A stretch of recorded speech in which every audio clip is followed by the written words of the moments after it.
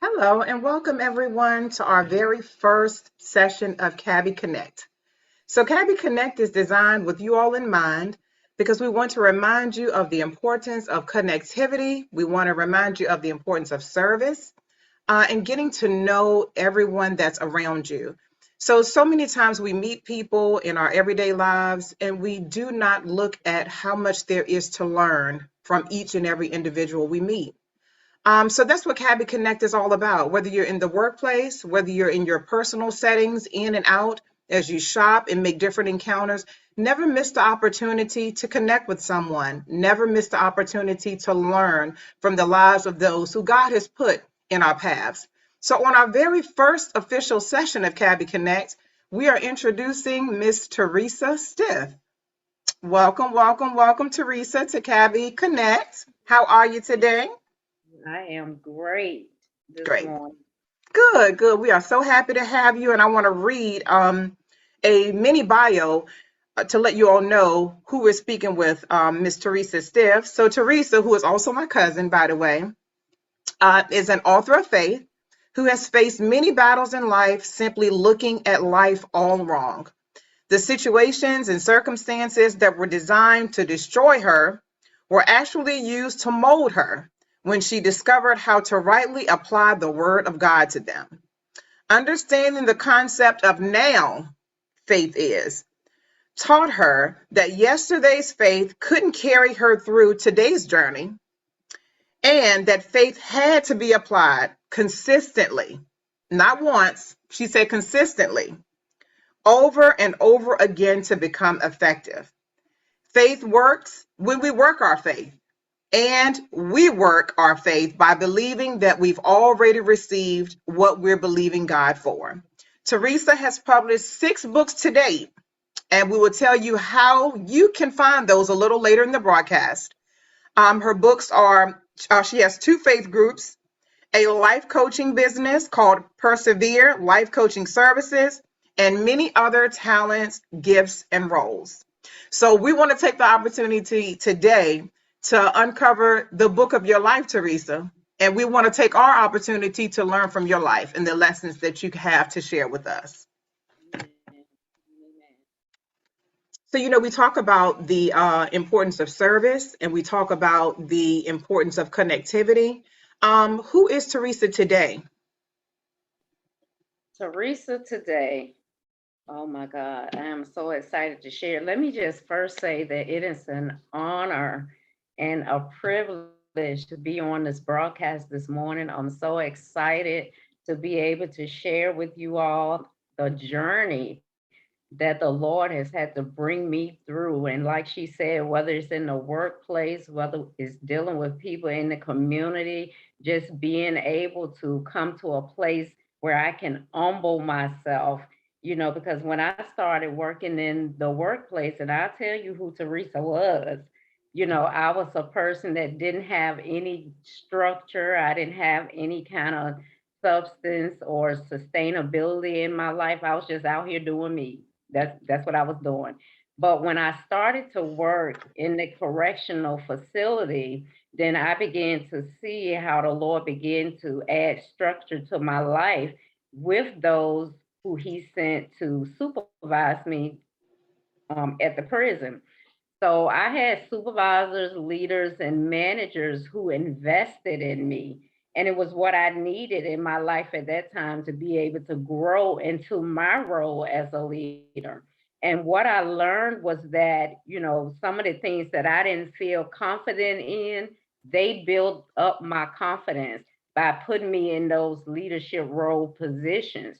And one thing that I learned in the workplace is that even though you work with a lot of different people who has a lot of different values and a lot of different goals and different mindsets and attitudes in the workplace, listen, those things can either make you or break you, because sometimes when you're not used to how other people operate in the workplace, it can drive you from the workplace because everybody wants some kind of control.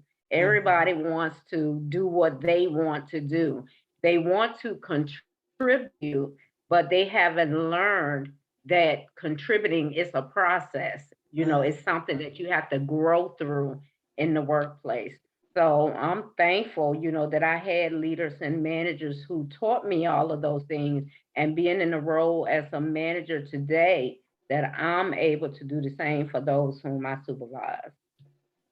And you brought up a key point that I think a lot of people miss, which is your leaders took time to teach you, to take you under their wing and to teach you and show you the things that you may not have been doing well and some of the things that you could have done better.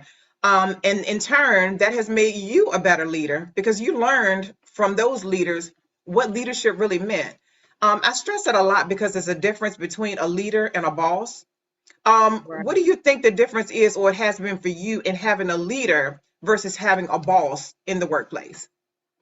Well, I think the difference is, when you have a boss, you're being told what to do, but when you have a leader, you're being shown what to do. Mm, So a leader demonstrates the behavior that he or she would like to see in those that they supervise, which is why I consider myself a leader, a coach, a trainer.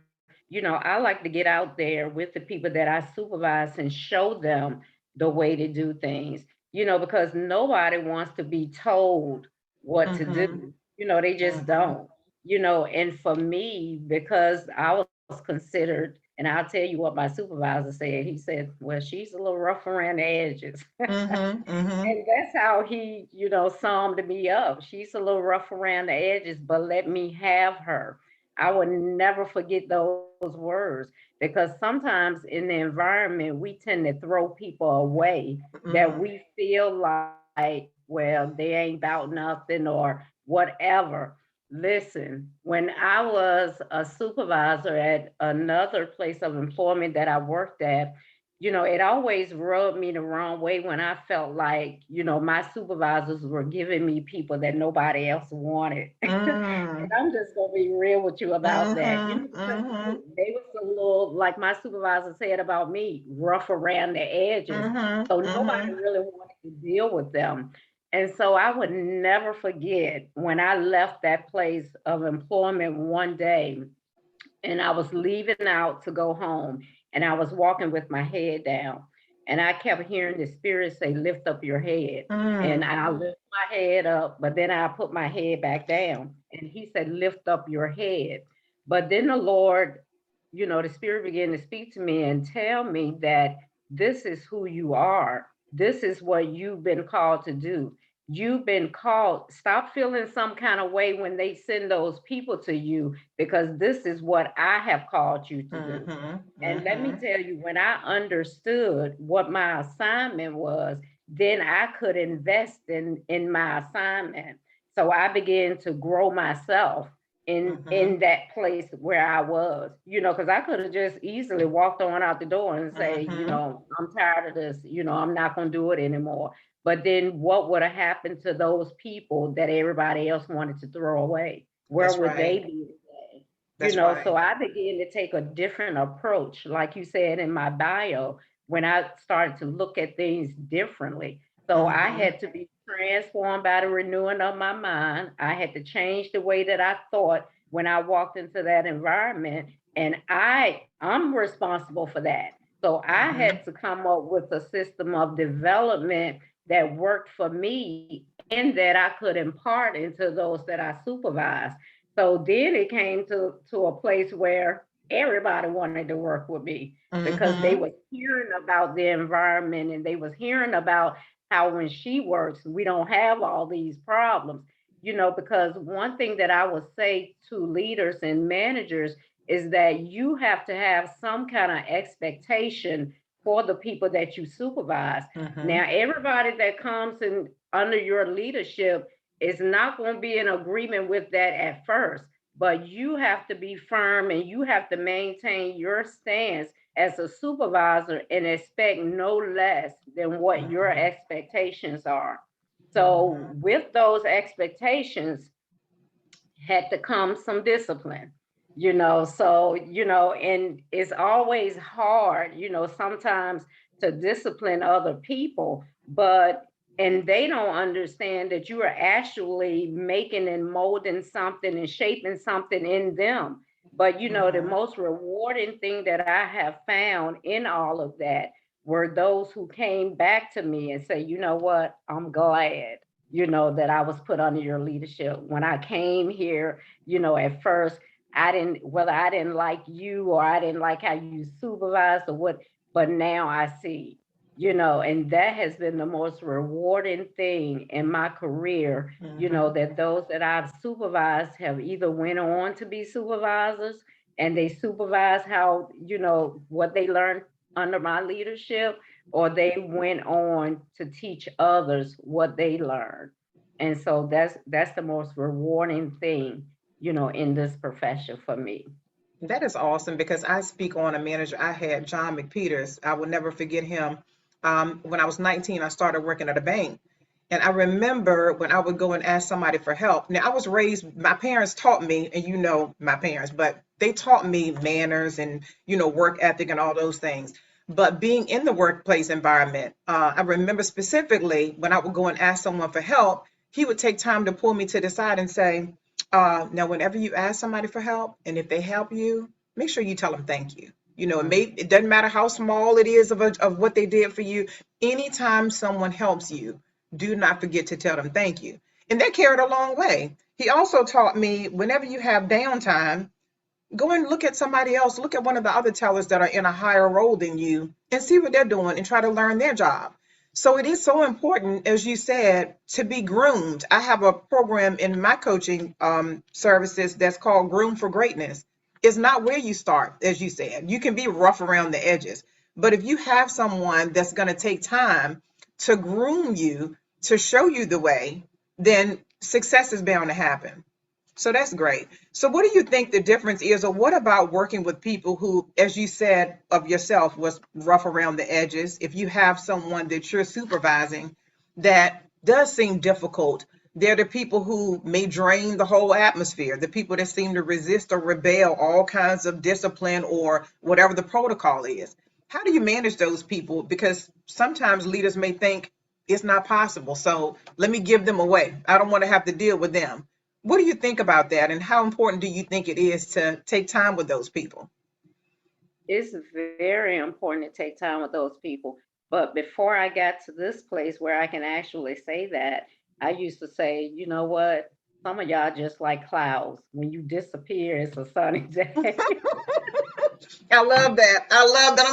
I'm gonna have to use that one. Oh Okay. my God. When you disappear, it is a sunny day.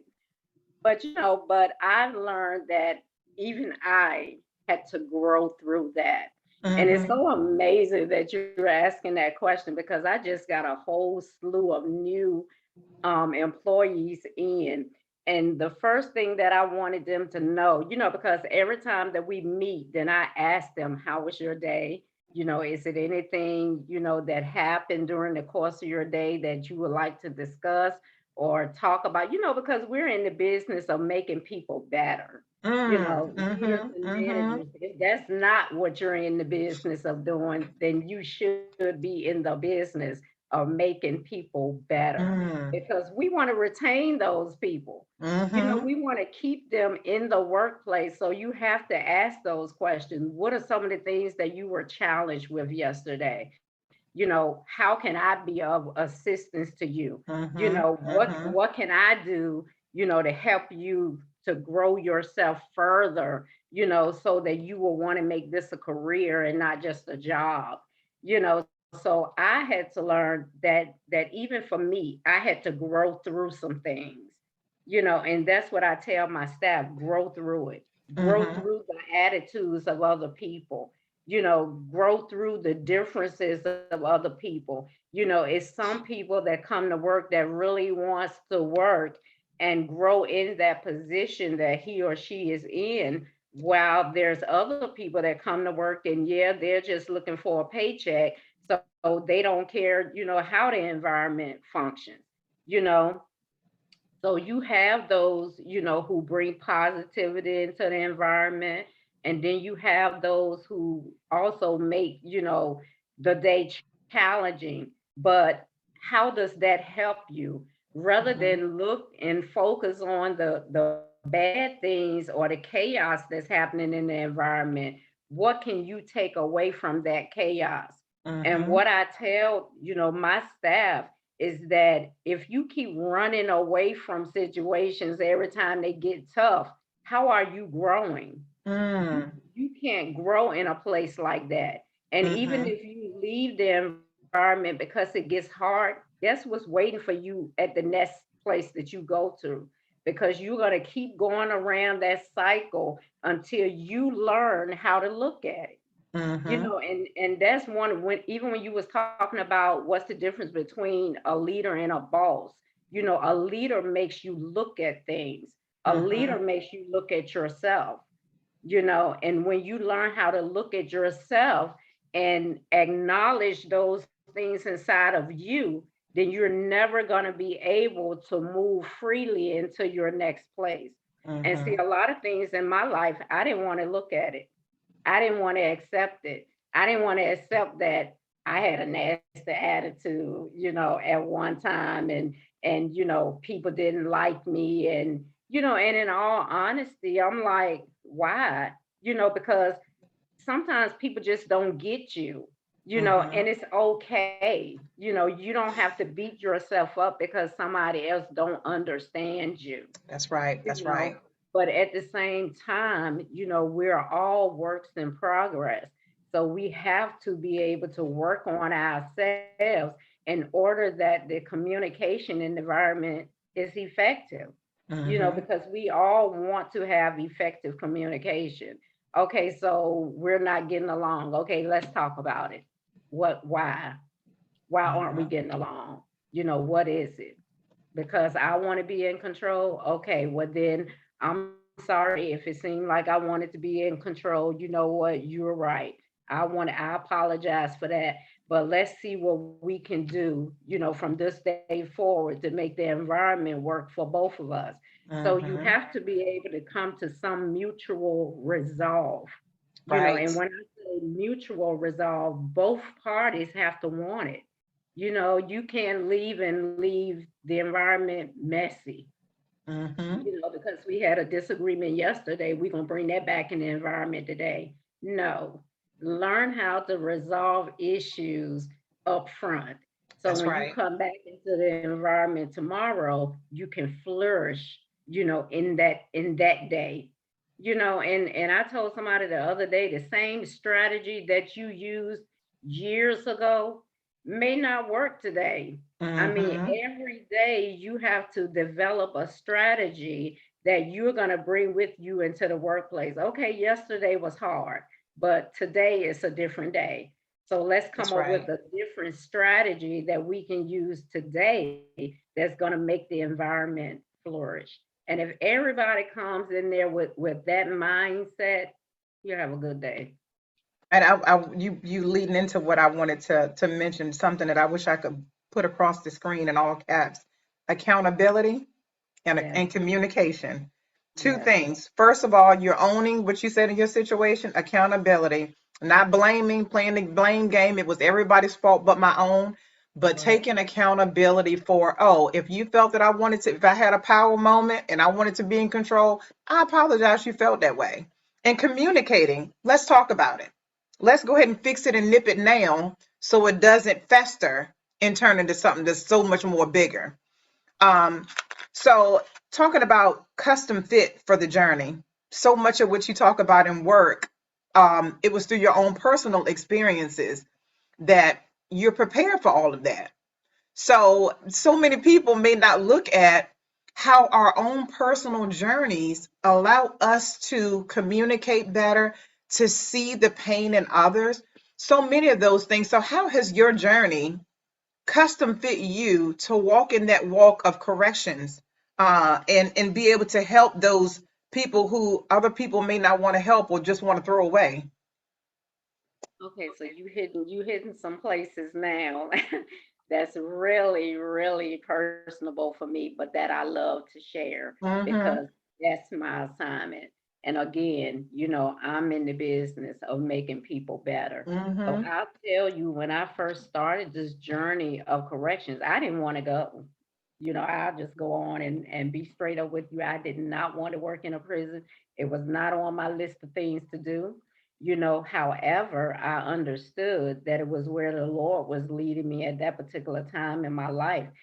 Not understanding that because there was so many resolved issues in my life, and a lot of things that, rather than facing them, I swept into a corner of my heart and just said, you know what, I'll deal with it later. But later never came, and because later never came, a lot of things that I swept over into the corner of my heart became residue, became things that turned into bitterness and, at some points, hatred, and I Mm, just, began to carry those things around. And then I was wondering why so many other things in my life was affected. And it was because I never nipped that thing in the bud, or I never mm, took the axe to the root of the problem. And so, but then, like I said, I had a leader, who came mm, by, and I'll tell you that even though we're talking about the workplace, it's so important to me now to have some kind of spiritual, discernment, mhm, which is what the Lord has allowed me to have, even, in my place of employment, because when I encounter other people immediately, if you've been delivered from a place of hurt and pain, then you detect that in others and you mhm, know how to mhm. effectively communicate with them. And, and it's been such a blessing, to my life, as a leader, as a manager, even as a minister, I'm not a Right. preacher, but a minister, Mhm, of the mhm. gospel, to be able to use those broken places, in my life to be able to help and heal That's someone right. else.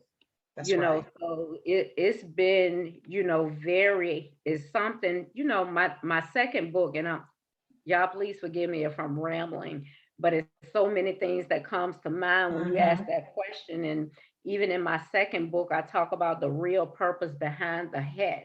And, mhm, because I was looking for my own purpose, and I'm seeing other people step into their roles and they're doing things that they're saying that, God had given them this gift and that gift and, this mhm, talent and that talent. And I'm asking God, well, what did you give me? mm, What did you give me? All of these things that I'm seeing other people doing, you didn't give me anything. mm, This is what I'm saying. But I had forgotten, that in school, I was an eighth student in English. I loved to write, in school. And, even at home, when school was over with, me and my brothers and sisters used to get together for the summer and we used to play school. And of course, I was always the teacher trying to teach somebody some, you know. So I'm looking at all of those things. And then I look at how the Lord allowed me to go into the prison system and, with these incarcerated men, mhm, and talking to them. And, sometimes I'm stopping by the table and, some of them have their Bibles open and I'm asking them questions and they looking at me like, what? Because I'm a supervisor and, and I had a hard hand. They didn't think I knew anything about the Bible. So I stopped by the table and give them a word or so. And they was like, hmm, I didn't know that you were. I said, it's okay. It's okay. mhm, mhm. But it helped me to build my relationship even with them, so that even in the workplace, I was able to minister to them and keep them out of trouble and, and help them to be able to go to school and stay consistent with going to school and want something better out of their life. That even though you're behind these four walls, you don't have to be incarcerated, because it's a mental thing. That's You right. know, you can be in prison, but you don't have to be in prison in your mind, in your thinking. Use your time wisely. That's Go to right. school. Educate yourself. What are you going to do when you leave this place? Are you ready? And so it has really tremendously blessed me, to be able to overcome, because even when I was at a suicidal state in my life, Mm, going through, periods of depression and wanting to take my life because I couldn't see, Mm, the value in it. So I that's wanted to right. end it. And I even said to the Lord, Lord, either you're gonna fix my life or just take my life. And I Mm, meant that, mm-hmm, you know, mm-hmm, but because I couldn't see what he was doing, I felt like he was punishing me for something, but I mm-hmm. didn't understand that he was actually molding me. He was shaping me. He was I was dying and I didn't know that I was dying. Mm, And when I say that I was dying to who I to was, self. Mm, that mm-hmm, old mindset that I mm-hmm, used to have that didn't nobody like me or, don't nobody love me. And, he had to kill all that before he could come in and turn things around, mm-hmm. but the blessing is that, when I began to understand that was what he was doing. And so Right, then I began to change the way that I thought, about what I was going through. The situation didn't change, but because the way I thought about it changed, then the way I moved, the way that I behaved started changing. So then I was able to improve my situation. right. Does that That's make sense? awesome. That's awesome. That's awesome. And it's leading me into the purpose of why we're here. It's I was writing down this as you were talking. The most important thing I feel like we need to share and focus in any of the Cabby Connects is let us not minimize our uniqueness. We always get so bogged down and busy with comparing ourselves personally and in the workplace with other people. And let us not forget the true reason you show up to work or in life in general, and that is to serve. That is to serve. Right. People may not see that, and even the people who may not be a Christian or may not feel they may be there for a paycheck, when it all at the end of the day, the true purpose in what you show up to work every day is to serve. You're there to serve a purpose. You're there to serve a person. And the only competition that we need to be in is in competition with our old self.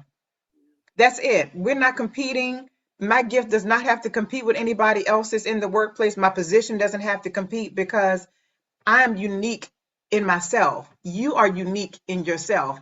All of us are unique in ourselves.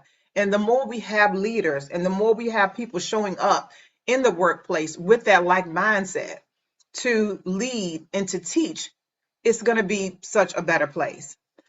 So we're going to start wrapping up. But before we go, I definitely wanted you to mention all of your books. I know your latest one that you're working on is Overcoming Adversity in the Workplace.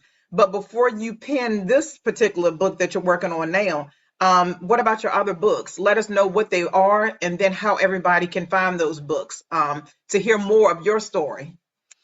Okay, yes, I have a total of six amazing books, and my books are inspirational. That's what she said. Not one, not two. She said six. Okay. Yes, and they are very motivating, inspiring.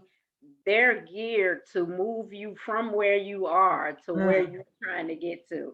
Is no way, and I'm not just saying that because they're my books, but I mm-hmm, am saying it because God put His words in my mouth for me to put in a book. And let me tell mm-hmm. you, I have to go back and read these myself Wow. constantly, all the time. They have become like study books for me. Mm-hmm. I have to talk back to them sometime. My first book, which is also the title of my business, which is A Faith That Works. It talks Mm, about my personal life and it talks about, my mindset, how God had to come in and change the way that I think so that I was able to walk in who He said that I was because I didn't have that confidence in myself because growing up I was always considered black and ugly and this and this and that. And like I said, I struggled mm-hmm. spiritually trying to understand God, but then trying to understand why I was dealt the hand that I was dealt. Like why, why me, and that's Mm-hmm. what ask the Lord, why do I have to go through this? Why do I have to endure this? And it seemed like, all of my other brothers and sisters, most of them was military and, Mm-hmm. but I'm like, Mm-hmm. is this all you have for me? Mm-hmm. But so I talk about that in a faith that works. I talk about overcoming the obstacles. I talk about losing yourself and deciding to trust. Because, when you take faith out of one thing, you have to be able to put it into something else. Mm-hmm. And so I had to decide to put my faith and trust in the Lord, even when I couldn't see, because it's a faith that works, moving from seeing to believing. So it's not about what you can see all the time. Faith is what you don't see, but yet what you're believing God for. Mm-hmm. And then, Mm-hmm. like I said in my second book, The Real Purpose Behind the Hat, where I was seeking God and asking Him, well, Lord, what is my purpose in life? And you know what the Lord said to me? You're already doing the thing that I called you to Mm-hmm. do. Mm-hmm. So sometimes we're looking all out here for this great big That's thing, right. That's and right. we're already doing what Mm-hmm. God has purposed us to do. It Mm-hmm. was right in front of my face and I couldn't see it because I was looking for something else. And then my third book, Live Like You Know. If you Mm-hmm. know what God has said about your life, live. Live like you know what He said. Walk in Mm-hmm. that thing. And then my fourth book, I'm talking about step. Is That's all you got to do, step. You got to take the steps that you need. The word tells us to write the vision and make it plain. That's Once right. you write the vision, you need to be walking toward it, because the word also says that the Lord will be a lamp unto your feet and a light unto your path. But He Mm-hmm. can't light your path and light your steps if you're not moving. You Mm-hmm. have to move toward your destiny. Whatever it is that you have purposed in this life, you have to take the steps to get toward it. And as you move, then God will lead you and guide you into what your real purpose is. And then I talk about love songs to God for my Mm-hmm. husband. And that's when you're single and waiting. I'm Mm-hmm. single and I'm Mm-hmm. waiting. So the Mm-hmm. Lord gave me a beautiful book to be able to help singles if you're waiting for your husband, because sometimes it's things that we need to do. We think that we are ready, but it's things that we need to do while we're waiting. And one important thing is to stay on assignment until God brings who He's going to bring into your life. And then last but not least, I talk about the road that leads to freedom. And again, the road that leads to freedom entails you being able to look at some things about your own life, accept it for what it was. A lot of things that may have happened in our past, no, we look at it now and we may be ashamed about it. We may Mm-hmm. feel some Mm-hmm. guilt about some things that happened in our past, but you don't have to be ashamed. You don't have to feel guilt, because God erased all of that. So the road that leads to freedom just allows you to be able to accept that, it happened. I can't change it.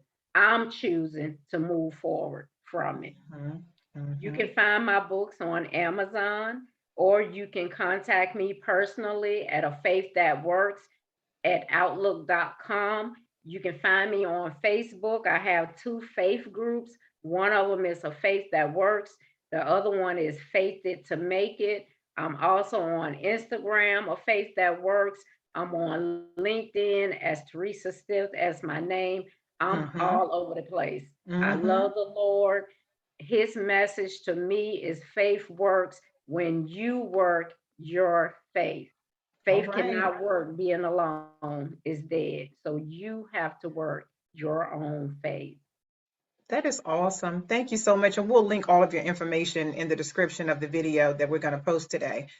So thank you, cousin, for joining today. I want to thank everybody for watching. I hope that this video serves the purpose that's intended, and that is to just take time to learn from each other. We are all open books. We have so much that we can share with each other if you take the time to listen. Everybody is into selfies and posting the highlights of their life.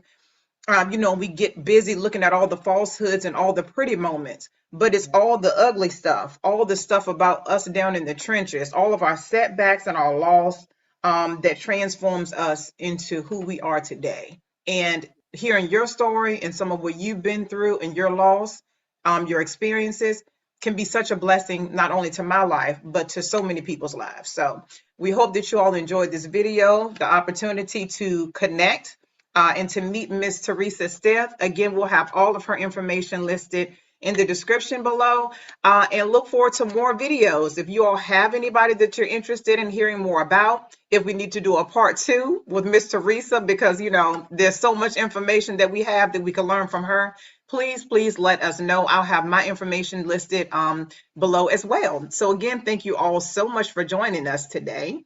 And Teresa, kisses, hugs, and until we meet again, dear heart. Thanks, Thank you. everybody. Blessings.